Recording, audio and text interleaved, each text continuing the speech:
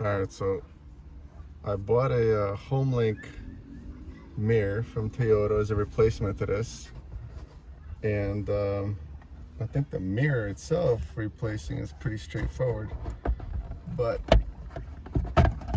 getting this panel off is kind of interesting.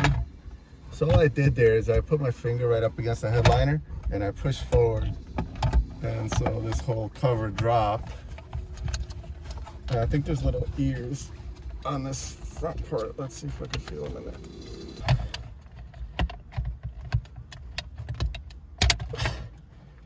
There we go. All right. So what you're doing is you're pushing these little ears that go through these holes right here. So you're pushing them to the inside. But it looked like the easiest way to pull this down was just leave this whole thing attached, just push it forward, and these clips, these orange ones, they're like little horns, what they're pointing forward, they slide into these loops that are up here. They slide into these loops. So you got those horns sticking in there, and that's what's holding those. And it looks like there's power here for the rain wiper and all the Toyota Sense stuff. So it could have been a HomeLink mirror that's self-dimming, but Toyota sells a non-self-dimming option that's got this flippy floppy thing, even on the HomeLink one, and it's not a dimming version, which is kind of disappointing. It's just a Gentex part, but I'll show it to you in a second. But it looks like there's plenty of power to pull here for a self-dimming version, so I'm not sure why they won't offer you a dimming mirror. But now there's just a Torx bit that goes right behind here, right there, and this whole mirror will come off and you could put the replacement on. So let me get my tools and we'll pull this one off. All right, so this is just a T20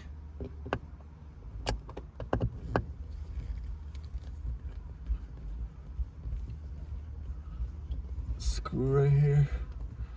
So pull this down, it slides right off. So this part is from Murakami, just a very basic flip-flop deal. Here's the part that Toyota sells for this.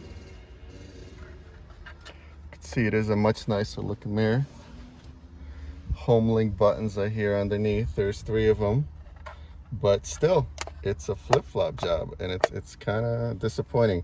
The other interesting thing about this, as far as I've read, is that it's battery operated for the HomeLink, and the batteries are not replaceable. So once they die, you toss the mirror. It's about 140 on the street is what this mirror is worth. So strange. Here's the mount for the mirror right here, and when you tighten these up, you do want to be quite careful. I mean, it's got to be tight, but don't go nuts, because you can actually destroy your windshield, and you would not want to do that. So we got it seated all the way. It's got its own screw, so just snug. Do not go nuts on that. Okay, there we go.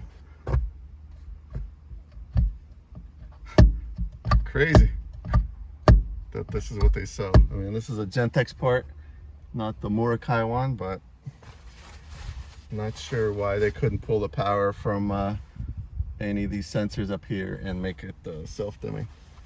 That would have been a nice thing to do. Okay, let's see if we can get this guy back on. So first we're gonna just get those horns in the loops, slide it up, and drop this mirror. Now we got these things to put up inside there, and then the clips go into their own holes. So it's a bit fiddly, but when you're here, it's quite straightforward. You'll see exactly what to do after watching this video, of course. There you go. HomeLink mirror installed. It's a bit hot out, so I'm sweaty, but it's really not that Not that hard. I'm just fat. Okay.